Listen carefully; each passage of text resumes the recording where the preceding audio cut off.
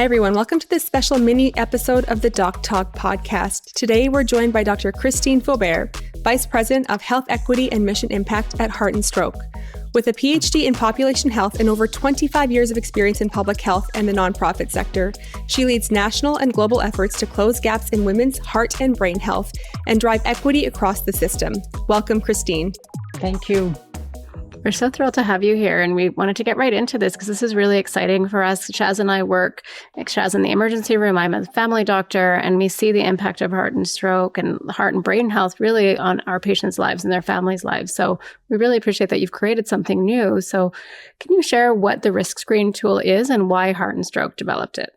Absolutely. So Heart and Stroke has created an online screening tool. It's called riskscreen. And the goal is really to help people in Canada really identify their heart and brain health risk. And that includes actually risks that are unique to women. And so identifying their risk and also help them take action to manage or reduce their risk.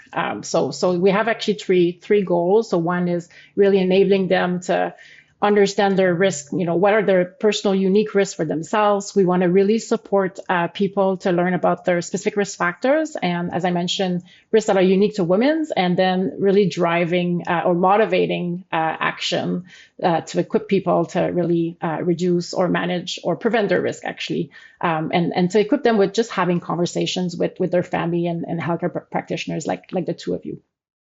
Thank you so much for sharing that. I mean, as you know, Sheila and I have talked about women's health so much on this podcast, both in season 1 and now into season 2.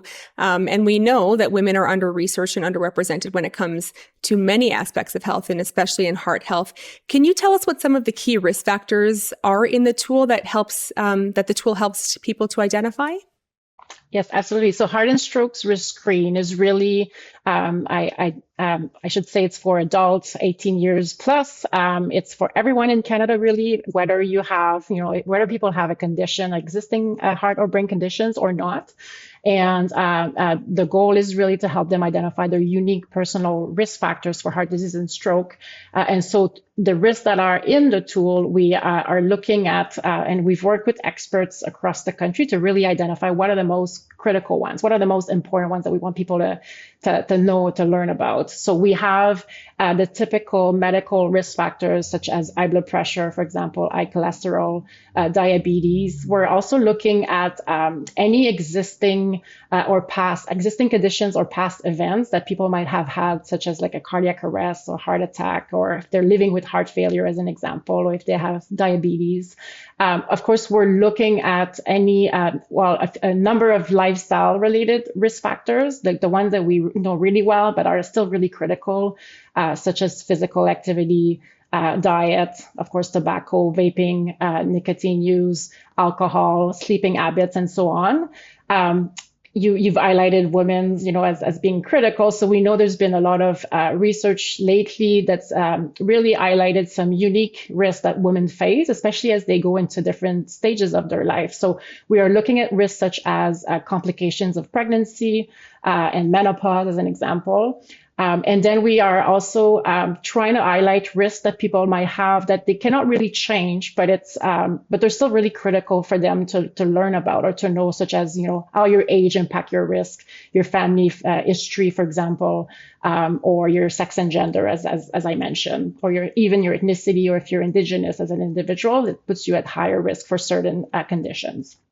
And I think I just want to highlight that one of the actually qualities of the tool that we're excited about is that the tool can be done in one sitting. So people, unlike other tools that exist, this tool does not require really complex or specific health information or health data, for example, like your blood pressure numbers or your sugar level or cholesterol level. So we're really trying to help people have, a quick glimpse at, what are their most critical risks, and then encourage them to kind of take the next step for more fulsome assessment or actions to reduce their risk or manage their risk. That's really important to keep it easy to use. And Shaz and I both had a chance to use the tool ourselves and plug our own information in. And it was very easy to use. Mm-hmm. So we encourage people to find it. But where, Dr. Faubert, where do people access the tool? How can Canadians access the tool? And what should they expect when using it? Like, how long does it take? What kind of, do they need a lot of tech info to be able to do it? Do they have to be tech savvy? That's a great question. Yeah. So Heart and Stroke's riskscreen tool can be really accessed online. As I mentioned, it's an online tool. It's actually available. It's for free. It's really easy and quick to complete, as you mentioned. They can find it on our website. So riskscreen.heartandstroke.ca. And it will be available on September 22nd and after. And we're hoping that people can, it takes about, I think on average, when we've tested with over 3,000 people across the country, it took on average about 7 minutes to complete. So it's, and I can say a little bit more about like what happens when people go through the tool and what do they get after. From your perspective, what is the most important next step that someone can take if their risk screen shows they may be at higher risk? So as Sheila mentioned, so the thing that stood out to me when we took the tool ourselves, we were able to access kind of a pilot version and give feedback, that there are, as you mentioned, Dr. Faubert, what we call modifiable risk factors. So things that you can intervene on and change versus non-modifiable risk factors. So things like your ethnicity, your age, your gender or sex. These are things that you can't change. And so what are some of the most important next steps that someone can take if their risk screen shows that they are at higher risk? Yeah, that's a great question. So I would say like high blood pressure, high cholesterol, and diabetes are really the most important risk factor for heart disease and stroke, whether you're a man or woman. And we know that for people who are above 40 years old, clinical guidelines really recommend checking your numbers to make sure that you're, under like within a healthy range. We know that checking one's numbers, especially blood pressure, because it's so accessible now, people can access, a blood pressure monitor in a, pharmacy close to where they live or in some grocery stores.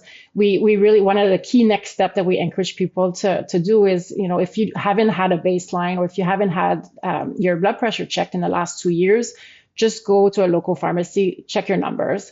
Even if you're not 40 years old or plus, I think it's always good to have a baseline to see where you stand. So that's an easy next step. And then if for people who have access to the healthcare provider, of course, you can order, have requisitions for blood tests. Some provinces too, some pharmacies are able to do that now.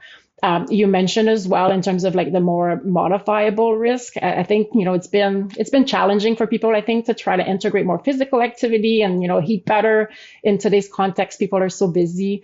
They have a lot to manage, on a daily basis. But we try to, I think one of the key messages and what we're trying to build also after the tool, when people get their report and some recommendation and action plans for their risk, we really try to focus on any small change, any small steps, right? Really make a difference. So whether it's just adding a couple steps or, on a day or, integrating a little bit more vegetables to your plate, that makes a difference. So that I think that's a critical next step. Of course, if you can, stop smoking, that's critical as well. And then I think the last piece I would say is more, like talk to your family or your close relatives about, any history of heart disease or stroke in the family. I think there's, that cannot be changed. But it's still important to know because then you're more aware about, do I need to be actually extra careful because it's something that might be, in our family that we really want to pay attention to. So I would say those are the three, I think, big key pieces that we would like to emphasize. That's very helpful. I think the more information people have, this is why Shaz and I do this podcast, is to share information. It's not meant to be scary to you. It's meant to help you feel aware of your own risk factors so you can take those steps. Like you said, Dr. Faubert, the small steps make a big impact and they over time do add up. And so we're really grateful to Heart and Stroke Foundation and to you for creating this tool. We always end with a quick prescription from our guests. So if I'm assuming your prescription will be go to the site. So if you can tell us what your prescription would be around the risk screen tool. And again, tell us what the website is so that people can go to it. Absolutely. So go visit our website. It's at riskscreen.heartandstroke.ca. And it's called a risk screen tool. And we encourage people to just complete it. It takes only a few minutes, and it provides a really unique, personalized report at the end. You're kind of like provided with your risks that you have to pay attention to, but also things that you're actually already managing well. So it's a really positive tone, reinforcing, and then we follow up with a number of resources and tools to support taking action and just managing the risk. So that would be our key message to people is just take a few minutes. It's so critical, and then tell others in your life, people you care about, to also do the same. Great. Thank you so much, Shay, for being here with us today. Just a quick reminder that the Doc Talk is for general information purposes only. This podcast is not intended to replace medical advice from your doctor. While we are doctors, we are not your doctor. Always speak to your own healthcare provider for questions related to your personal health needs. And of course, please be sure to follow us on social media at the Doc Talk Pod and send us your questions.